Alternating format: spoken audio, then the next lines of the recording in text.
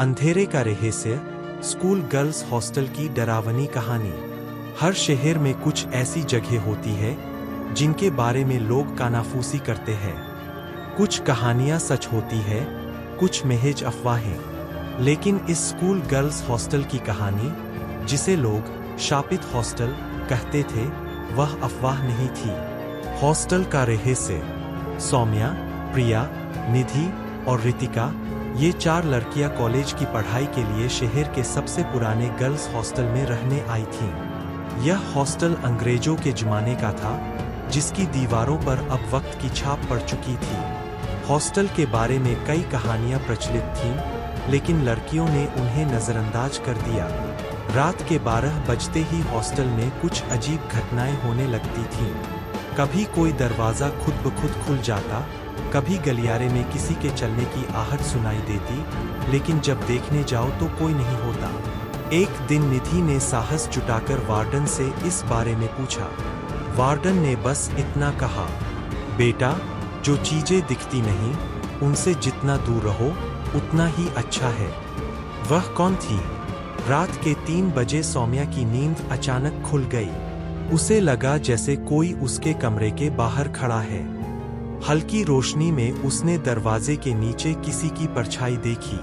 पहले तो उसने सोचा कि कोई लड़की होगी, लेकिन जब 10 मिनट तक वह परछाई वहीं खड़ी रही, तो उसकी सांसें तेज हो गईं। हिम्मत जुटाकर उसने दरवाजा खोला, लेकिन बाहर कोई नहीं था। डर के मारे उसने प्रिया को जगाया। शायद तुझे सपना आया होगा, प्रिया ने कहा। लेकिन अगले दिन जब निधि ने बताया कि उसे भी रात में वही परछाई दिखी थी, तो सब लड़कियां घबरा गईं। डरावनी रात। एक रात लड़कियों ने तय किया कि वे पूरी रात जागेंगी और पता करेंगी कि यह सब क्या हो रहा है। आधी रात को वे सब अपने कमरे के बाहर बालकनी में बैठ गईं। चारों बातें कर ही रही थीं कि अचानक गलियारे में तेज कदमों की आवाज गूंजने लगी। कौन है? रितिका ने कांपती आवाज में पूछा। कोई जवाब नहीं आया, लेकिन आवाज पास आती गई। अचानक सामने के कमरे का दरवाजा जोर से खुला और अंदर अंधेरा घना हो गया। उन्होंने देखा, एक लड़की सफेद कपड़ों में खड़ी थी। उसके लंबे बाल बिखरे हुए थे और उसकी आंखें बिल्कुल काली थीं। लड़कियां चीखती हुई अपने कमरे में भागीं और दरवाजा बंद कर लिया। वे बुरी तरह कांप रही थीं। बाहर किसी के धीरे धीरे दरवाजा खटखटाने की आवाज आने लगी। अचानक निधि की नजर कमरे के आईने पर पड़ी। उसमें वही लड़की दिख रही थी, लेकिन कमरे में कोई नहीं था। सच्चाई का खुलासा। अगले दिन वे लड़कियां वार्डन के पास पहुंची और पूरी बात बताई। यह सुनकर वार्डन की आंखों में डर झलक आया। अब समय आ गया है कि तुम्हें सच बताया जाए, उन्होंने कहा। 40 साल पहले यह हॉस्टल स्कूल की सबसे होनहार छात्रा रीमा का घर था।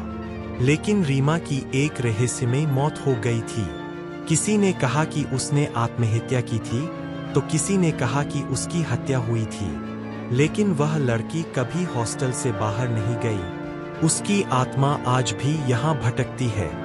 तुम लोग जिस कमरे में ठहरी हो, वही उसका कमरा था, वार्डन ने धीरे से कहा। आखिरी रात। लड़कियां बुरी तरह डर चुकी थीं। उन्होंने हॉस्टल छोड़ने का फैसला किया, लेकिन अगले दिन सुबह तक रुकना पड़ा।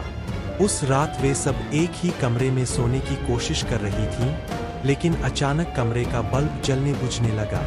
सौम्या ने देखा, कमरे के कोने में वही लड़की बैठी थी। मेरी मदद करो। उसकी आवाज ठंडी और कंपन भरी थी। लड़कियों ने हिम्मत करके उससे पूछा, तुम क्या चाहती हो? रीमा की आत्मा ने कांपते हुए कहा, मेरे हत्यारे को सजा दिलाओ। लड़कियों को समझ में आ गया कि रीमा की आत्मा बदला चाहती थी। अंत या शुरुआत। अगले दिन लड़कियां हॉस्टल के पुराने रिकॉर्ड खंगालने लगी। उन्हें एक पुरानी डायरी मिली, जिसमें रीमा ने अपने आखिरी दिनों का जिक्र किया था। उसमें लिखा था कि वार्डन ही उसकी मौत की जिम्मेदार थी। लड़कियां पुलिस के पास गईं और जांच में खुलासा हुआ कि वार्डन ही असली अपराधी थी। रीमा को इंसाफ मिल गया और उसकी आत्मा हॉस्टल से मुक्त हो गई। लेकिन जब हॉस्टल खाली किया जा रहा था, किसी ने रात के अंधेरे में फिर से गलियारे में किसी को चलते देखा। क्या रीमा की आत्मा सच में मुक्त हुई, या हॉस्टल का रहस्य अब भी बना हुआ था?